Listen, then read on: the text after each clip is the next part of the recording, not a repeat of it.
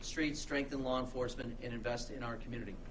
And I'll just remind people, last year, the Viper Task Force, for instance, led to 144 firearms arrests and more than federal prosecutions that numbered in the dozens, 40 federal prosecutions. Local violence slowed and families gained a renewed sense of security and to some degree of peace of mind. We need to do it again, and we need to keep on doing it. Gun violence is a multidimensional problem that requires a multidimensional solution. There is no simple fix or one-size-fits-all approach. We need the entire community invested in working together to get this right. Nothing is more important than keeping our families safe, and I remain committed to the work that lies ahead. Thank you. I'm happy to take any questions. Congressman, has your office been in contact with Rochester Police, or have you been in contact with the Department of Justice to figure out the source of the guns used in these crimes, whether it's ghost guns or whether it's this iron pipeline like we've heard from the mayor's office? People really want to know, where are these illegal guns coming from that people are getting, because we don't hear a lot from RPD about the source. How would you take that in this approach? So absolutely, I continue to speak to Mayor Evans on a regular basis, as well as the county executive, all members of law enforcement. I had long talks this week with Sheriff Baxter, who I maintain ongoing communication with, the U.S. Marshals. I've spoken to federal officials from the judiciary. The vast majority of the guns that come into New York come in from out of state. And in many cases, within days, certainly weeks of being purchased, they're used in crime. Something like 40% of crimes that involve guns have been purchased within the last 3 years. And this is the rationale for the need to do something on a national level. Is state by states, local communities can't affect what happens in states or communities around them, and so a national approach to this is why it's so vital. That's why we held the hearing this week that I chaired on this whole question of gun trafficking, holding gun shops accountable for stolen guns out of their inventory, making sure alcohol, tobacco, and firearms has the capacity to be able to do inspections, particularly for the small number of at-risk gun shops that have had repeated violations, making sure private gun dealers have to make aware to law enforcement when they've had gun thefts. I mean, this is all part of the problem. And, you know, this doesn't, in my view, get towards Second Amendment questions. This is about the regulation of literally millions of guns in the United States that change hands every year. Congressman, what exactly would you like the United States Attorney General to do? Well, one of the things that I want them to do is to continue to work with state and local law enforcement officials, but I want to step up federal prosecutions. And one of the things that distinguishes a federal prosecution from a state prosecution is when someone is apprehended under federal charges, charged with federal gun possession, which usually is involved with some other crime as well, whether it's assault or whether it's drug charges, they go in front of a judge. Federal judge with federal prosecutions has the right to consider how dangerous that person is to the community in making judgments about bail or remand to the criminal justice system. State judges lack that ability. They're not allowed to use that as a part of the consideration. So what you notice, federal prosecutions often take people off the street so they can't recommit. I was talking to someone in law enforcement earlier this week who said there was an individual who was charged 3 different times with gun charges and back on the street each time because the judge couldn't consider those charges and could not consider the level of dangerousness that the judge might have thought the individual posed. That was federal prosecution.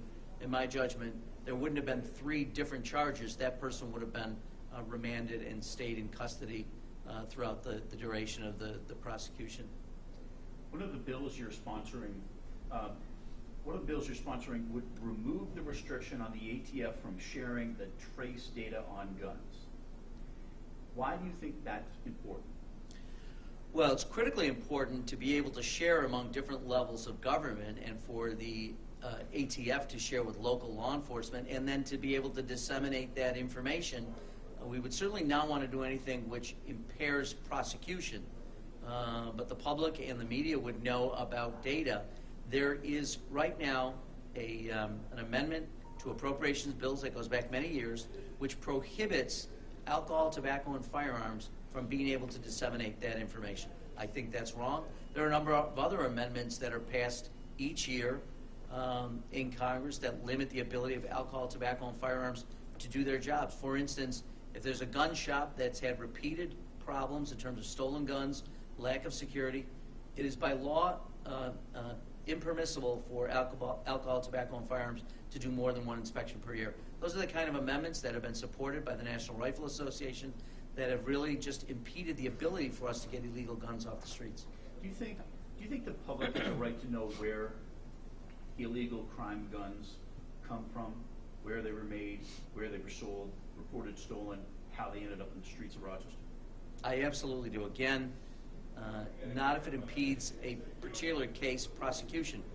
But short of that, wouldn't we all want to know if there are gun shops or private dealers who repeatedly engage in activities where illegal guns are being taken out of their store, end up on our streets? Something, and I can get you the exact statistic, but a little more than 1% of gun shop owners are responsible for 50% of the stolen guns in the United States. It's a tiny percentage that are responsible for massive. So that data would be available, and it would shine the spotlight on who are not acting, those gun shops that are not acting in appropriate ways. And again, it is the vast minority, but it's resulting in thousands and thousands of guns being on streets illegally. So where people say, well, just enforce the laws, we would do that, and we would prosecute people who have illegal guns if only the laws allowed us to do it. And that would be one way of making sure that there is the kind of ability for the public, for the media, for law enforcement, at all levels of government to know what are the source of the problems, what are the source of the illegal guns on the streets.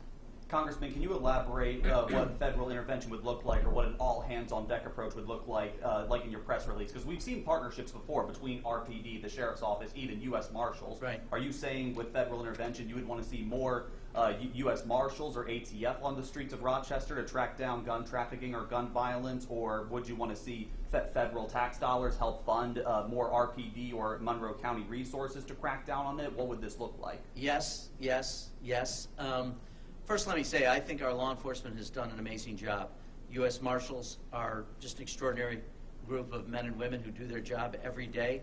I think the challenge has been lack of emphasis by the Department of Justice on making certain that there's coordination between state, local officials, and federal officials.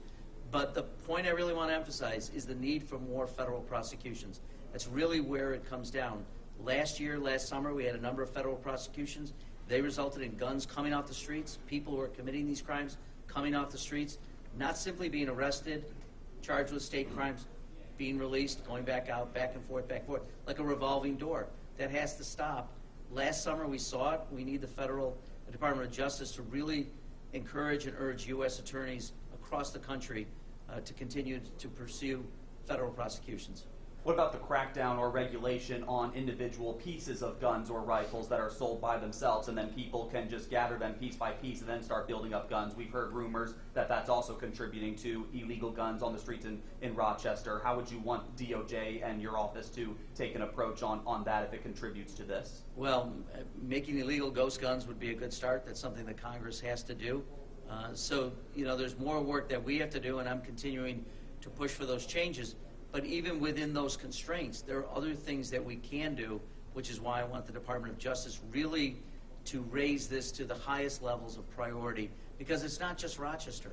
It's every major community in this country is facing increase of violence. As we head to the summer months where it gets hotter, and we know crime statistics, the number of shootings and homicides will grow as the weather gets hotter and hotter. So this is the time to make sure, as I said, all hands on deck, all people working together. Let's make this the kind of priority it needs to be, because this is an epidemic. Have you spoken to Attorney General Merrick Garland yet, or when's the next time you hope to speak with him after making these announcements? Well, the letter which you have is going to the Attorney General of the Department of Justice. We'll continue to talk to people in Congress, in Washington, across the country. I'll talk to anyone who will listen. We simply cannot, and I know, and obviously our hearts go out to the victims in Buffalo, Uvalde, but every single day it happens in America. And in 2018, 2019, 45,000 gun deaths in America alone. It is now the leading cause of death among children in the United States. It's now surpassed motor vehicles as the leading cause of death among children in the United States. We should be, as a country, embarrassed. We should be ashamed. We should do everything we can to protect our children, and it's not happening. So we do have to change the laws, but beyond that, right now, what can we do? We can step up enforcement. We can step up the kind of activity that we're engaged in. We can work together, and we can make our streets safer and give some security to parents and to everyone in our families that this can be a safer summer.